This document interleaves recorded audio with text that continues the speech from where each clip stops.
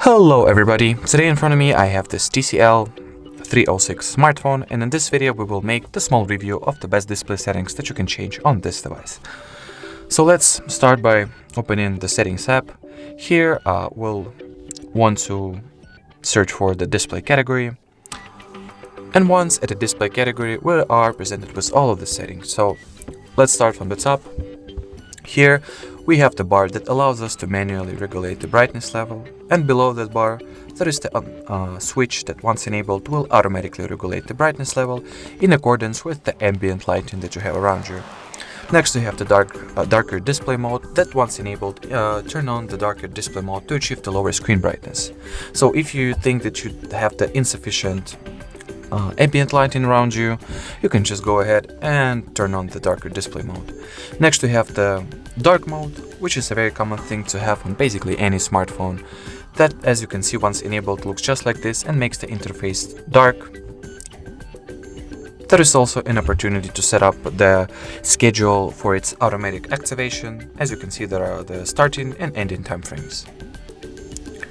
Next we have the eye comfort mode, which, once enabled, makes everything look warmer, as you can see it right now, by filtering out the blue spectrum of lights. We can either turn it on permanently or set some automatic schedule for its activation and respectively deactivation. As you can see, the schedule plan is right here.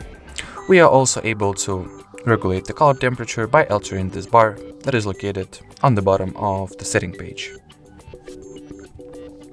Next we have the sleep setting, that allows us to set the time value, after which, once being idle, our screen will automatically turn off. So we can set the value from 15 seconds to 30 minutes, or as it is set in my case, we can just go ahead and choose the never value.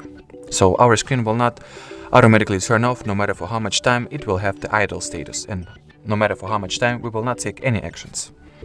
Next we have the color mode and temperature, which basically allows us to regulate the color scheme and adjust the color scheme of our interface.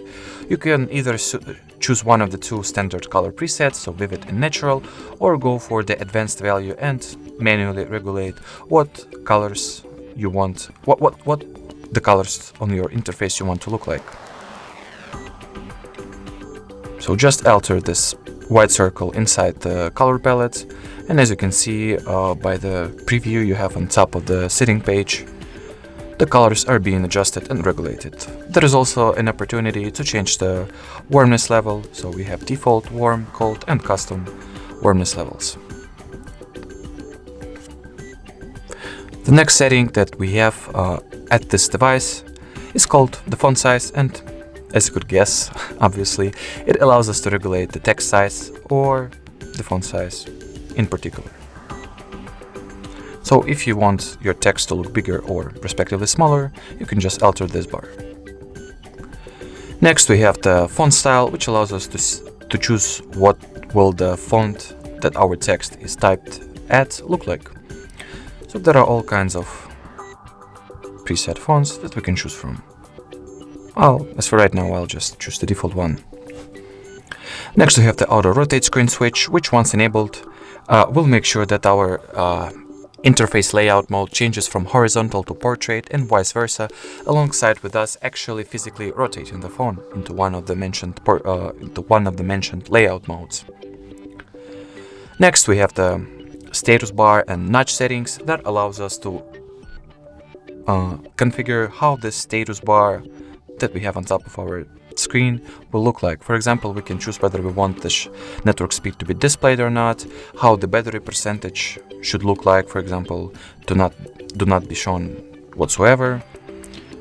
The percentage is shown inside the battery icon, or we can also set for it to be visible next to the battery icon itself.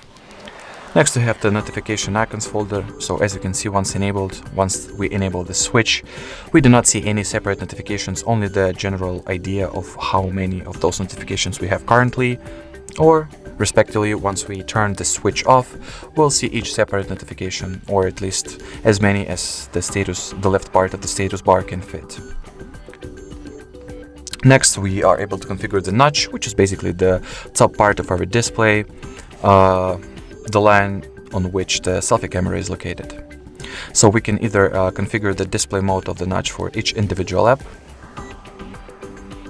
or just make it default, and it will make so that the full display area will be used in all apps that support it.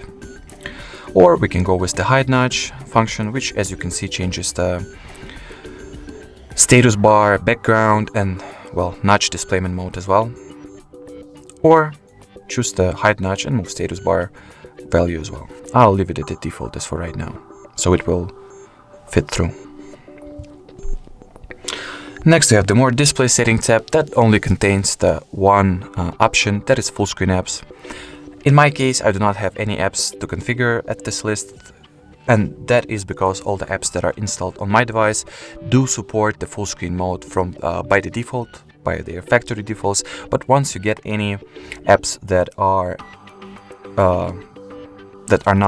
that do not support the full screen mode, you will be able to see them in this list and respectively configure the full screen mode for each of those mentioned apps. Alrighty, so that was it for this video. Thank you so much for watching. If you found this tutorial helpful, don't forget to leave a like, comment and subscribe to our channel. Bye bye!